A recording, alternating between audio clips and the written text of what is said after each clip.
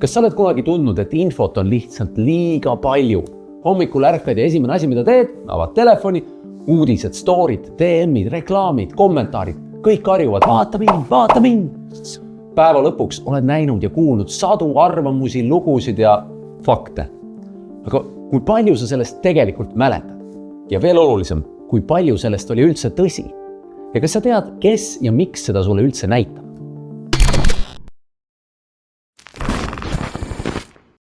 Me elame ajastul, kus probleem pole info puudus, vaid selle küllus. Varem oli infot kätte saada keeruline. Inimene pidi avama teleka täpselt õigel ajal, ostma kioskist ajalehe või käima raamatukogus. Tänapäeval on sul tagataskus kogu maailma tarkus. Sul on rohkem infot kui kõige targemal muistsel filosoofil. Aga tegelikult tähendab see seda, et sa oled lihtsalt pideva infolaviini all. See oli hull juba siis, kui sotsiaalmeedia ja nutitelefonid kasutusele tulid. Aga tehisaruga on see veel palju hullemaks läinud. Sellega saab lihtsalt genereerida järjest uut infot, tekste, fotosid, podcaste, videoid ja kõike lihtsalt mõne nupu vajutusega. Seega meil on probleem, info üleküllus. Mis on selle põhjused? Interneti kättesaadavus, sotsiaalmeedia, nutitelefonid, nüüd ka tehisaru. Aga mis info üleküllusega kaasneb? Mida rohkem infot on, seda raskem on aru saada, mis on päriselt tõene ja oluline. Tõde hägustub. Siin tuleb jälle mängu tehisaru. See on muutunud nõnda osavaks, et loob videoid, mis tunduvad esmapilgul reaalsed, aga tegelikult seda ei ole. Näiteks tehakse poliitikutest deepfake'e ehk süvavõltsinguid. 2022. aastal, kui Venemaa tungis Ukrainale kallale, tehti süvavõltsing, kus Ukraina president Zelenskõi käskis Ukraina sõduritel relvad maha panna ja alistuda Venemaale. Українці, шановні захисники, бути президентом виявилося не так вже й легко. Õnneks olid süvavõltsingud sel ajal veel üsna algelised ja kehvad, saadi kohe aru, et see on jama, aga praegu lähevad need iga kuuga järjest paremaks. Kui tihti oled sina endalt küsinud, kas see TikTok on päris või tehisaru genereeritud? Kui tihti oled käinud kommentaarides vastust otsimas? Aga kui tihti oleksid pidanud? Siit koorub teine mure, tõe hägustumine. Mõned räägivad, et me elame tõejärgsel ajastul, just kui tõde poleks enam olemas. Päris nii see ei ole, aga kindlasti on raske hinnata, mis on tõene ja mis mitte. Kuigi me oleme infoga ümbritsetud, pole meile eriti õpetatud, kuidas infot hinnata. Viimased PISA testi tulemused näitasid, et vaid iga 10–15-aastane Eesti noor oskab eristada fakti ja arvamust. Sina ja su pinginaaber ja ongi kõik. Või hindad ennast natuke üle. Kas sina oskad iga infokillu puhul hinnata, kas tegemist on kellegi hinnanguga või hoopis tõeste faktidega? Me räägime tõest ja faktidest, aga tegelikult hindame infot tihti tunde põhjal. Kui midagi tundub õige, siis me usume seda. Ja kui miski ei sobi meie vaatega, siis me lükkame selle lihtsalt kõrvale. Seda nimetatakse kinnituskalduvuseks. Me otsime kinnitust sellele, millesse me usume. See on mingis mõttes hästi inimlik ja normaalne. Me tavaliselt ei teadvusta seda ise. Ja ei ole ühtegi inimest, kes mitte kunagi tunde põhjal ei otsustaks. Kinnituskalduvus ja teised tajuvead aitavad meie ajul hakkama saada suure info hulgaga. Aga probleem tekib sellest, kui sa kogu aeg ainult tunde põhjalt otsustad. Niisiis, kui me hakkame infot hindama, siis meil kõigil on kalduvus otsida kinnitust oma olemasolevatele veendumustele, mis teeb selle hindamise keerulisemaks. Kinnituskalduvuse puhul ei ole üldse abiks ka see, kuidas sotsiaalmeedia algoritmid ja tehisaru töötavad. Need on ehitatud nii, et tuua meieni just sellist sisu, mis meie varasema käitumise põhjal meile meeldida võiks. Milles probleem? Niimoodi ehitab sotsiaalmeedia sinu ümber kajakambri. Kui sulle meeldivad kassivideod, saad ainult kasse. Kui sa usud, et maa on lapiks, siis algoritm ütleb, täiega lapiks, siin on veel 50 videot, mis seda tõestavad. Lõpuks tundubki, et kõik arvavad nii. Ja need, kes ei arva, need on imelikud, rumalad või veel hullem, pahad, vaenlased.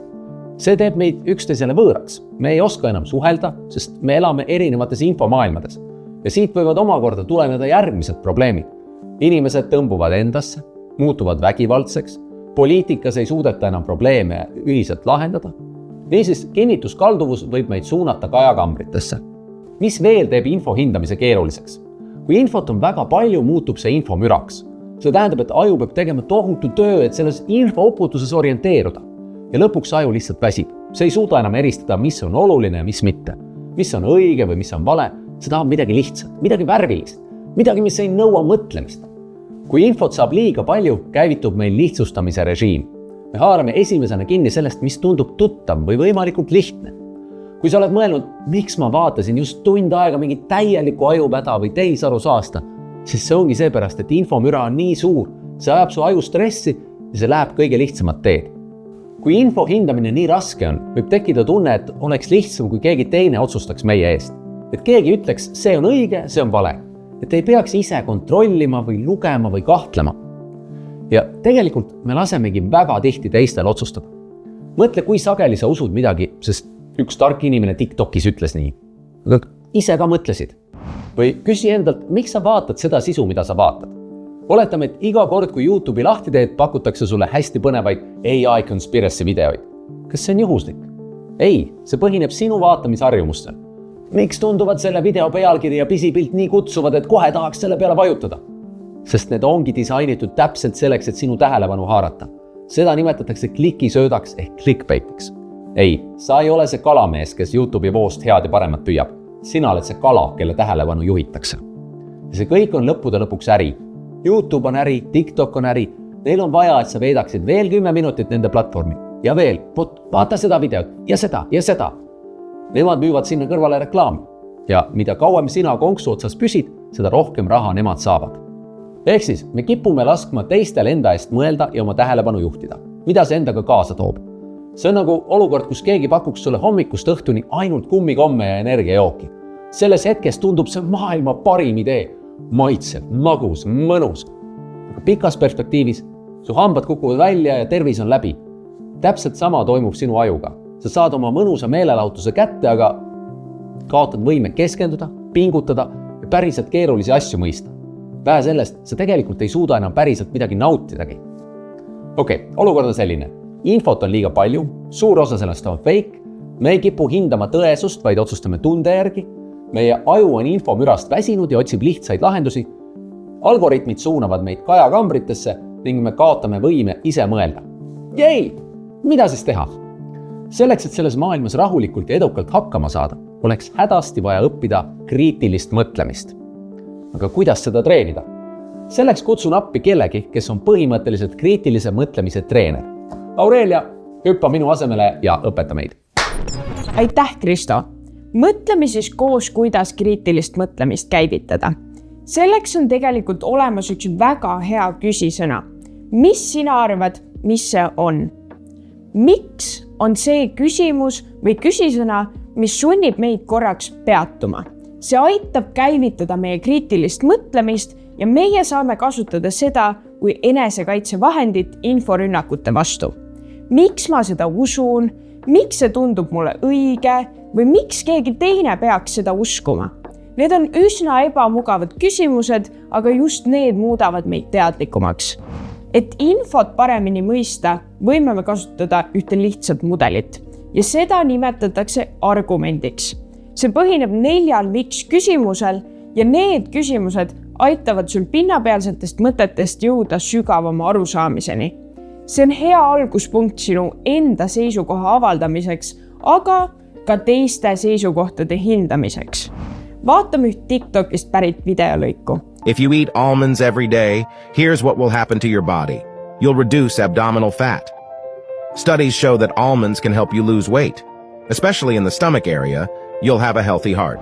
Tuleb ju tuttav ette, sest selliseid videoid ringleb TikToki platvormil omajagu. Aga kuidas siis analüüsida seda, et mida sulle täpsemalt proovitakse üldse edasi anda? Esmalt peaks küsima, et mis on siin see väide, mida mulle proovitakse tõestada. Näiteks seda videot vaadates võiks arvata, et see väide on, et igapäevane mandlite söömine aitab sul langetada kaalu. Nüüd peaks peale selle väite mõistmist tekkima sul järgmine küsimus. Miks see väide on loogiline ja kas see põhineb kogemusel või on see tõendatud väide? See viib meid järgmise argumendi mudeli osa juurde. Seletus on põhjuslik mõte, mis annab väitele sisu ja vastab enamasti küsimusele, et miks see on loogiline. Ja kui me sellist TikToki videot edasi vaataksime, järgneb seal tavaliselt midagi sellist. Mandlid on rikkad oma küllastumata rasvade poolest, mis tõstavad head kolesterooli, kaitsevad südant ja vähendavad näljatunnet. Tänu oma kiutaine ja valgusisaldusele panevad ka mandlid sind kiiresti täiskõhutunnet tundma. Seetõttu on need ideaalsed vahepalaks, kui sa tahad isu kontrollida ja on ka kaalu langetamisel abiks. Tundub ju, et see seletus tegelikult on loogiline ja annab ka sulle põhjuse, et miks sa peaksid seda uskuma. Nii et liigume järgmise argumendi osani, milleks on tõestus. Tõestus peaks olema miski, mis kinnitab sinu enda väidet, aga tuleb väljaspool sinu enda mõttemaailma. See võiks olla näiteks mõni uuring, küll aga peaks see kindlasti olema ka usaldusväärne. Kui sa ei leia tõendeid, siis pole sinu väide automaatselt vale, aga ta pole ka tõestatud. See tähendab, et see on hüpotees, mitte fakt. Sellistes lühivideotes on kindlasti tavaliselt küll mainitud, et uuringud näitavad, kuid see ei ole piisav, sest sa tegelikult ei tea, millistest uuringutest päriselt räägitakse ja millised on nende uuringute detailid. Kas on ka vastupidiseid uuringuid? Seega enne, kui sa seda videot kinnisilmi usud, peaksid sa ka korra ise otsingu tegema, et kas seda fakti peaks uskuma või mitte. Jõuamegi siis argumendi viimase osani, milleks on järeldus. Miks see väide üldse on oluline, mida see teadmine muudab, kuidas see mõjutab inimesi, ühiskonda või sind ennast? Või miks see video on üldse ka loodud? Kas tahetakse vaid klikke ja sinu tähelepanu? Jälgi meid, et saada teada veel huvitavaid fakte, tundub ka ju päris tuttav lause, mida tihti selliste lühivideote formaadil lõpus öeldakse. Aga mis tunde see sinust tekitas, mõeldes järeldusele? Mina ütleksin, et videolooja eesmärk ei pruukinudki olla vaid sinu informeerimine, vaid ka endale klikkide ja jälgijate kogumine. Mistõttu peaksid sa sellise video vaatamisel mõtlema ka sellele aspektile enne, kui võtad väidet kui kogu tõde. Kui ma saan aru, miks mind peaks info mõjutama, kelle huve see info levitamine tegelikult täidab, oskan ma paremini ka hinnata, kas ma usaldan infot lihtsalt sellepärast, et see on hästi põhjendatud, sisuliselt veenev ja tõenduspõhine, või ma olen sattunud kellegi mõjutuse, valeinfo või AI genereeritud sisu küüsi.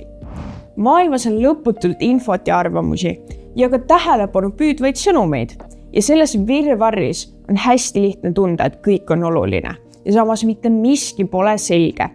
Aga selgus tegelikult ei tulegi sellest infost, vaid selgus tuleb sellest, et kuidas me mõtleme. Sina hoia seda 4-osalist argumendimudelit meeles ja küsi julgelt, miks. Sest infot tarbides on oluline, et sa oleksid kriitiline. See on sinu õigus ja kohustus. Head kriitilist mõtlemist!